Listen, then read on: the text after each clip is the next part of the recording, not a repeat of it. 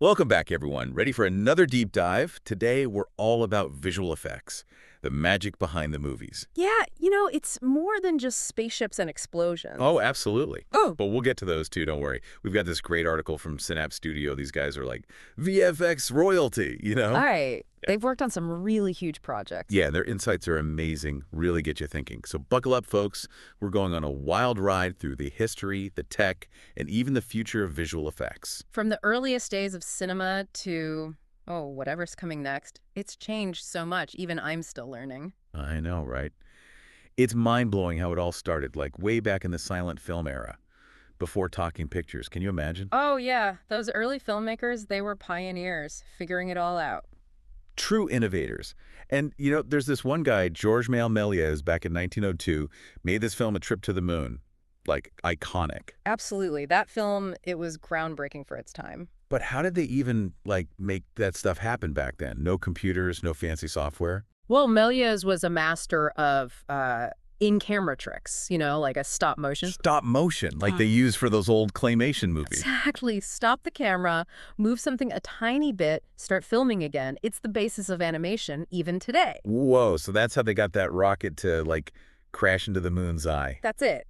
He also used double exposures, which is like layering images on top of each other. Clever. Like a really early version of Photoshop or something. Uh-huh. Kind of. It might seem basic now, but back then, revolutionary. Totally.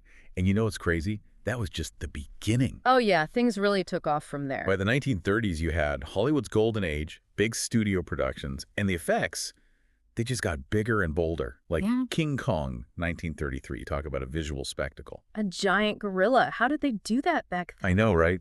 Tell us the secrets. Well, King Kong is like the prime example of like stop motion animation on steroids. Steroids. Seriously. Yeah, maybe not literally, but they took it to a whole new level. Imagine they built this like giant model of Kong. Had to be huge. Oh, yeah. And they had to pose it, take a picture, move it a tiny bit, another picture, thousands of pictures, all for a few minutes of film. The patience. It's like frame by frame animation, but with a giant ape. It was a massive undertaking. And they didn't stop there. They started using matte paintings, these huge hand-painted backdrops. Like to create those amazing landscapes and cityscapes you see in old movies. Exactly. And optical printing, combining different film strips to create special effects. So they were already layering things, getting more complex with each new technique. Yeah. It's like the analog version of what we do digitally now. So cool. But then everything changed with, well, computers, right? The digital revolution hit visual effects hard. Cue the Star Wars theme music.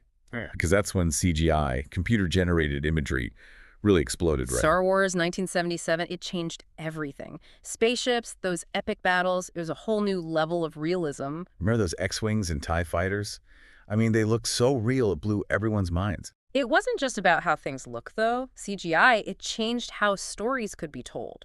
Entire worlds, they weren't limited by physical sets anymore. True. And it paved the way for so much more. But for me, Jurassic Park in '93, that was the real game changer. Those dinosaurs, they looked like alive. Jurassic Park, it raised the bar for realism. It wasn't just the dinosaurs, it was everything. The way they interacted with the environment, the light, the shadows, incredible. Right. It wasn't just that they looked real, it was how they moved. Their eyes, you felt like you could reach out and touch them. It was a landmark achievement, and it showed what CGI could do, creating whole worlds, bringing creatures to life. Did Jurassic Park kind of make CGI the king of visual effects? Oh, for sure. It set a new standard. But let's not forget other cool stuff that came out around the same time, like bullet time in The Matrix. Oh, yeah. Neo dodging bullets, time slowing down, the camera swirling around him.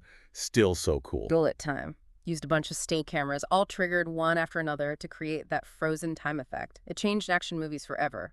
And then you have motion capture, like for Gollum in Lord of the Rings or Thanos in Avengers. It's like digital acting. Right. It's amazing capturing an actor's movements, their expressions, and translating that onto a digital character. So much detail, so much emotion.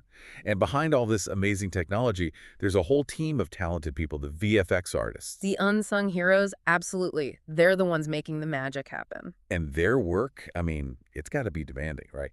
Especially with technology changing so fast. Oh yeah, long hours, tight deadlines, always pushing the boundaries. It's not all red carpets and awards shows, that's for sure. But it's incredible what they do. And speaking of pushing boundaries, this Synapse Studio article, it hints at some really cool stuff coming up, like AI and game engines being used for visual effects. Now that's where things get really interesting. It's like AI is changing the game. And it's not about replacing artists, it's more like giving them superpowers. VFX superheroes, I like Yeah. it. But seriously, what can AI actually do in the VFX world? Well, one big thing is like analysis and tracking. AI can analyze footage, and track objects like Yeah. way better than humans can. So things that used to take forever, now they can be done like super fast. Okay, so time saver. Got it. Any examples? Imagine you've got this shot and there's a wire, right? Yeah. You need to remove it. AI can just like zap, it's gone. No more spending hours painstakingly erasing it frame by frame. That's insane. And it frees up the artist to focus on the more, like, creative stuff, right? Exactly. Plus, AI is getting really good at generating things like, realistic textures and lighting. Makes those environments look even more believable. Okay, I'm seeing the potential here. hmm But game engines in movies, that's what the article mentioned, right? Yeah, no, it sounds weird, but game engines like Unreal Engine, they're like powerhouses for creating realistic graphics and physics. I know those games look amazing, but how does that translate to movies? Well, the thing about game engines is they're real time. So filmmakers, they can actually see like the final shot with all the effects right there on set. Wait, so they don't have to wait until post-production to see how it'll all look? Nope. They can make changes on the fly, collaborate more with the actors. It's a game changer. Imagine seeing a T-Rex stomping through a real set, like in real time. That would be insane. Okay, I'm starting to see the appeal. So it's like bringing video game tech to the movie world. Yeah. But there are still things that are hard to get right, even with all this tech, Oh, right? yeah, definitely. Fluid simulation, that's a tough one. Like water, fire, smoke, stuff like that. So even with all our fancy computers, we still haven't mastered, like, the elements. It's way more complex than it looks. Think about water, how light reflects off it, how it moves, or fire, how it flickers and spreads, and the smoke, how it billows. You're making my brain hurt. It's tough to simulate all that realistically.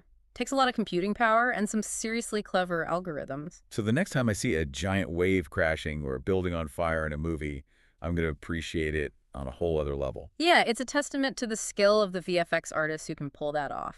So where does all this leave us? I mean, are we headed toward a future where, like, anything is possible visually? I think we're practically there already. It's getting harder and harder to tell what's real and what's CGI. And with AI and game engines and all these advancements in fluid simulation, who knows what's next? It's exciting, but kind of scary too, right? Like, what's real anymore? But let's not forget the people behind all this tech. Oh, yeah, the artists, the programmers, the whole team, they're the ones who make the magic happen. Absolutely. Visual effects, it's a collaborative art. It takes a whole bunch of talented people all working together. Right. And it's not just about making things look cool, it's about storytelling. Yeah. Using these tools to create emotions, to transport us to other worlds, to make us believe in the impossible. It's pretty powerful stuff. Totally. And it's important to remember that. It's more than just eye candy. It's a way to enhance the story, to connect with the audience on a deeper level. So from silent film tricks to CGI dinosaurs, from bullet time to AI, we've come a long way. It's been an incredible journey, and it's far from over. You know, it's funny when you think about it, like how visual effects, they really make us feel things. Yeah. You know, like those moments that just pull you into the movie. Yeah, that's that suspension of disbelief, right? You forget you're watching a screen and you're just there. Totally. Like you're flying through space with a starship or standing on top of a mountain in some fantasy world. Or even like those subtle things, like a character's face and how they convey emotion through like tiny expressions and movements. It's powerful stuff, right? Yeah. And it makes you think about this whole deep dive in a new way. Yeah, it's not just about the how-to, it's about the impact, how these effects make us feel and how they make the stories hit harder. Exactly. It's the art behind the tech, Yeah. the human element. And speaking of the future, what do you see coming next for visual effects? Like with all this crazy tech evolving so fast? Ooh, that's a big one. Well, we're already seeing this blend between movies and video games, Like, what if we could actually step inside our favorite films? Whoa, like become part of the story. That's next level. Right. Imagine interacting with the characters, exploring those environments, maybe even like changing the plot. Mind-blowing. And with VR and AR getting more advanced, it feels like we're getting closer to that kind of immersive experience. Definitely. And it makes you wonder, like, will we even be able to tell the difference between real and virtual anymore? It's a trip to think about. So much has changed from those early days of cinema to now, and who knows what's next.